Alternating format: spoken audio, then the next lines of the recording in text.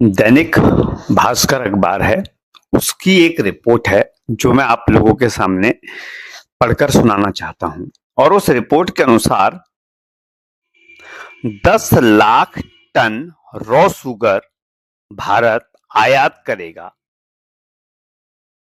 10 lakh ton raw sugar Bharat आयात करेगा। जो भारत आज से पहले तक चीनी का निर्यात करता था, वो भारत आज शुगर आयात करेगा। ऐसा हो क्यों रहा है, इसके पीछे के कारण क्या हैं, उस पर बात करते हैं। 25 लाख टन चीनी लायक गन्ना, जिस गन्ने से चीनी बननी थी, वह गन्ना एथेनॉल बनाने के लिए एथेनॉल की फैक्ट्रियों में यूज हो गया। इसकी वजह से चीनी नहीं बनी, एथेनॉल बना। उस एथेनॉल को पेट्रोल में मिलाकर भारत की जनता को बेचा गया। सीधे सीधे मुनाफा कमाया भारतीय जनता पार्टी के नेताओं ने, जिसमें नितिन गडकरी पहले नंबर पर आते हैं, क्योंकि एथेनॉल बनाने की जो कंपनियां हैं वो उनके बेटों की हैं। इससे क्या हुआ, चीनी नहीं बनी और मार्केट चीनी का महंगा हुआ। 40% रेट चीनी पर पिछले 1 महीने के अंदर अंदर बढ़ चुके हैं। और मैं ये बात फेंक नहीं रहा हूं, आप सब लोग इस बात को जानते हैं। मेरे घर में चीनी का खर्चा लगभग 1 महीने में 2 किलो है।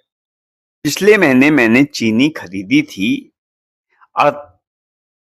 46 रुपए किलो, और आज मैंने वही चीनी खरीदी है 65 रुपए किलो। तो आप देख लीजिए, 19 रुपए मेरी चीनी पर केजी के हिसाब से महंगी हुई। जब मैंने इस पर स्टडी करनी चाहिए कि ऐसा क्यों हुआ, तो मेरे सामने ये शॉकिंग न्यूज आई कि भारत ने 25 लाख टन गन्ना, जिससे चीनी बननी थी, उसे एथेनॉल बनाने में यूज कर लिया। अच्छा, इसके अलावा और भी कई चीजें महंगी हुई हैं जिस पर हमारा ध्यान नहीं जाता। मक्के का आटा, उस पर 11% महंगा हुआ है। चावल 16% महंगा हुआ है। जिस सरबती राइस को मैं 60 रुपए 65 रुपए का लेके आता था, अभी मैंने 2-3 दिन पहले उसे 80 रुपए का लिया है। जो बासमती चावल 11-21 वैरायटी में 110 रुपए का लेके आता था, वो 130 के आसपास पहुंच चुका है।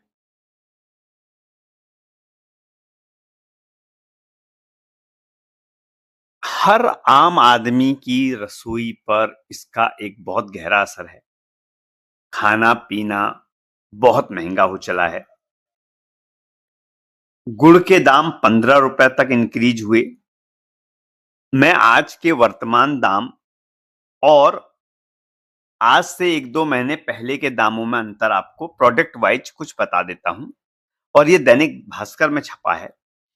चीनी जो 48 रुपए रुपया थी, वो आज 67 रुपए हो चुकी है।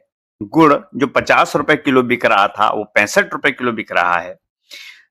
चावल कनकी वाला, जो टूटा हुआ चावल आता है, जिसके रेट 25 रुपए किलो थे, अब 29 रुपए किलो हो चले हैं। मक्के का आटा 36 रुपए किलो से बढ़कर 40 रुपए किलो हो गया है। पशु आहार जो 29 रुपए किलो मिलता था, जानवरों को खिलाने वाला चारा, वो 32 रुपए किलो पहुंच गया है। और पोल्ट्री फीड, जो मुर्गों को पालने के लिए जो दाना खिलाया जाता था, वो 23 रुपए किलो से बढ़कर 25 रुपए किलो हो गया है। ये अंतर आया है। एक चीज पे और नजर मार लेते हैं, मिलों का ओपनिंग स्टॉक पिछले साल 47 लाख टन था। जो हमारी शुगर मिल्स हैं, इनके यहाँ ओपनिंग स्टॉक जो रहता था, वो 47 लाख टन था। लेकिन इस साल ये ओपनिंग स्टॉक घटकर 32 लाख टन रह गया है। तो 47 में से आप 32 घटा लीजिए, 15 लाख टन ये ओपनिंग स्टॉक पहले से ही कम है।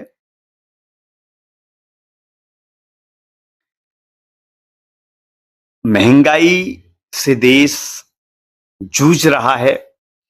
राहुल गांधी ने आज से कुछ महीने पहले कहा था कि भारत में आर्थिक तूफान आने वाला है। तो वो आर्थिक तूफान यही है, जब हमारी कमाई दिन प्रतिदिन घटती चली जाएगी और महंगाई बढ़ती चली जाएगी। एजुकेशन महंगी, हॉस्पिटल्स महंगे, ट्रांसपोर्टेशन महंगा, पेट्रोल महंगा, चीनी महंगी, सब्जियां महंगी, दूध महंगा, चावल महंगा, आटा महंगा और कमाई डाउन होती जा रही है। बिजनेस डूब रहे हैं,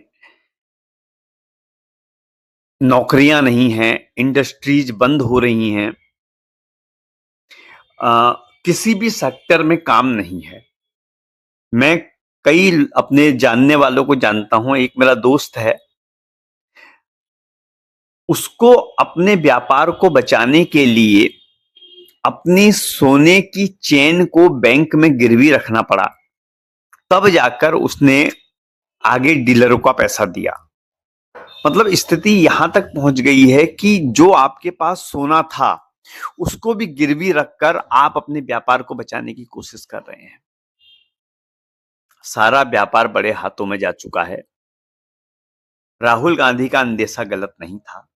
कोई भी जो बुद्धिमान आदमी है वो इस बात को जानता है। मैं कई पेंटरों को जानता हूं। एक पेंटर है अनवार अहमद, उनसे मेरी बात हुई। मैंने पूछा, अनवार साहब, आपके काम धंधे पर क्या असर है? क्या आपको महीने में 15 दिन काम मिलता है? तो उन्होंने मुझसे कहा, नहीं, हमको पूरे महीने में 15 दिन काम नहीं मिल पाता। तो अब आप खुद देखिए कि अगर उस आदमी को 15 दिन काम नहीं मिल रहा तो वो क्या कमा रहा है, और एक आदमी की कमाई पर 5 से 7 लोगों का परिवार है। स्थितियां बहुत नाजुक है मेरे दोस्तों, और कैसे बदलेंगी समझ में नहीं आता। जब तक गवर्नमेंट नहीं बदल जाती, जब तक इंडस्ट्रियलिस्ट के बारे में न सोचकर जनता के बारे में नहीं सोचा जाता है, तब तक समस्याएं विकराल रहेंगी। पहल करनी होगी, समझना होगा, सोचना होगा इस दिशा में। सुनने के लिए बहुत बहुत धन्यवाद। शुक्रिया।